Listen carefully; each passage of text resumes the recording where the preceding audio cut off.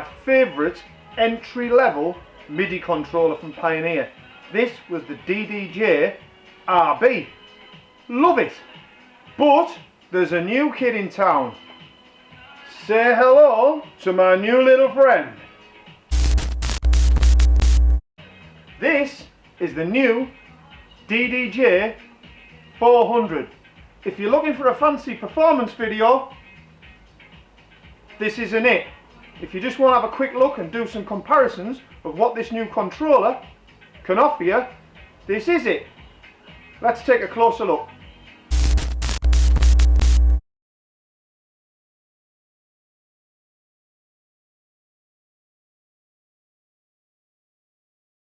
Let's have a quick look at the layout, and I think this is where Pioneer have nailed this. For a beginner controller, they've smashed it, right?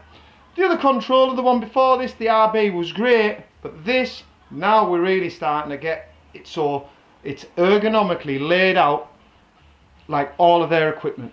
Right then, section number 1, player 1, player 2. Let's think of it like that: player 1, player 2, and a mixer. I like the fact I've even put a line down there to separate it, so it does actually just look like they're separate items. Right, what have we got?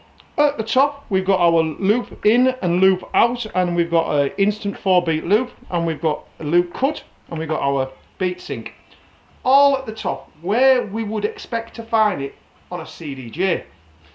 Now also, we've got our jog wheel, and now it's got the trademark indentation that's on all the Pioneer CDJs. Now, for those that have never used a controller before, this is touch sensitive.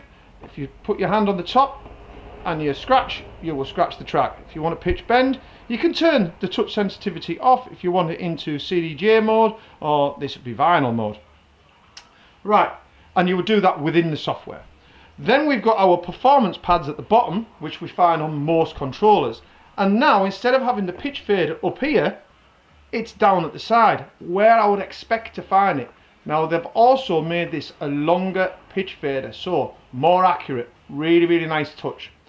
Play buttons exactly where I would expect them, just like a CDJ. Perfect.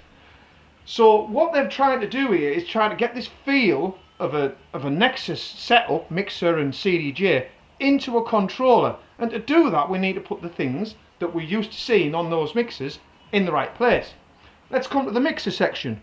We've got our 2 channel faders and our crossfader at the bottom, and we've got channel 1 and channel 2, we've got our EQ, and we've got our filters. If you were stepped up to any DJM mixer, you will find the filters there. You will find the bass, middle and treble there, and the trim there. Brilliant. But also down the side of the mixer, you will find the beat effects section. Now what they've done on this controller is they've brought that in exactly in the same position that you will get that on a DJM 900 Nexus 2. Be it, it's going to be a more sophisticated beat effects section on there, but it's in the same place. This little button here is where we turn the effects on and off. That is on every single mixer that Pioneer makes, in that position. So when you go and step away from this and step up to a DJM 750 or a DJM 900, 900 Nexus 2, everything's going to be in the right place. Now I think that's a killer feature. We've got our beat effects section here. We've got our level depth. It'll be exactly the same. We can select which channels we're going to have the effects on. So we've got channel 1, channel 2, and we've got master. We got our effects select.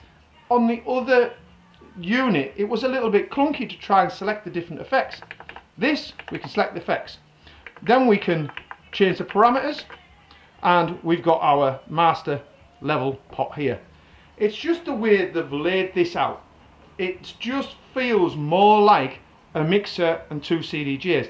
Now this has come across from the DDJ 1000, which is possibly one of their flagship players now, and definitely one of their best selling items. Don't get me wrong, it's not a beginner item. This is. And if you had to step up to any of their controllers now, you would instantly recognize it. And now that's where Pioneer, for me, get it right. They don't try to reinvent it. Let's keep it ergonomically the same layout. So someone stepping away from this and stepping up to a set of CDJs or one of their more sophisticated controllers, it's not going to be like, wow, what is this? Just going to the back of the unit. Let's have a look. I'm going to have to do, I'm your own cameraman here, so I just have to focus that up. We've got the USB, we've got mastered out on RCA, and we've got a mic section here with a little volume pop. Very simple. It is a simple controller. Like I keep saying, it's a beginner entry level type thing. Now I am going to hook it up to the computer just to show you some very simple features, but like I said earlier, this ain't no performance video. Right, so what I've done is I've hooked the unit up to the software on the computer. Like I say, we're not going to do a performance video. When you plug this unit in, it brings this little box up here. I like this. This is a great idea from Pioneer. It's a little tutorial, and it'll show you how to set it up. It'll give you some mixing lessons, and it'll show you the performance video that Pioneer have made. Now, we're not going to watch that now, so we'll just close that down, but you can watch it at any point. And I like the way, as soon as we plug the controller in, it brought that up. Now we've got a couple of tracks in here already, and I just wanted to show you the idea of what a MIDI controller is. So for those who've never seen a MIDI controller, and this is all new to, this is the DJ software. This is how we're going to control it from here. So when I press play, we get music. It's as simple as that. Right? Just one of the things I wanted to show you, well, two of the things I wanted to show you was how simple it was to do a loop. Right, so I'll just press and hold. That's a 4-beat loop we've made there. If I want to cut that, make it bigger, make it smaller, perfect, it just works.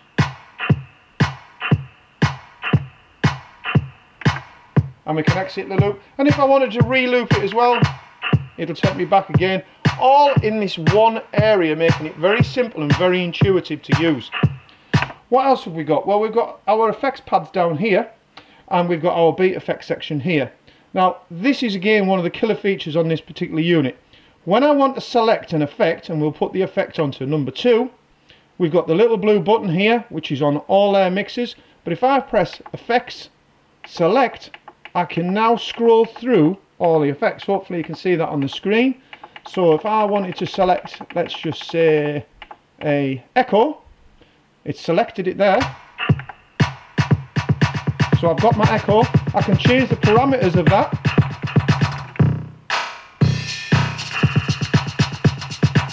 Very simple using the beat buttons. And it's post fade as well. How cool is that on a controller at this price point?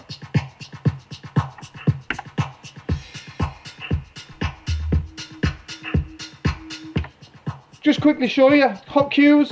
So if we want to set a hot cue, we can.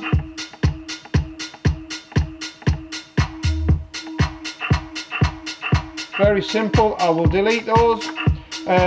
We've got our pad effects. So we've got a little section down here. This was on the old controller. Really cool. And we have got pad effects too, just by shift. We've also got the new keyboard feature and the new key shift feature, and we've got beat loop and beat jump. I'm sure you'll see them in the Pioneer videos, but I just wanted to give you a very simple insight to what that controller is and my favourite features on it, which is basically where they've put the loop section and where they've put the beat effect section. Makes complete sense.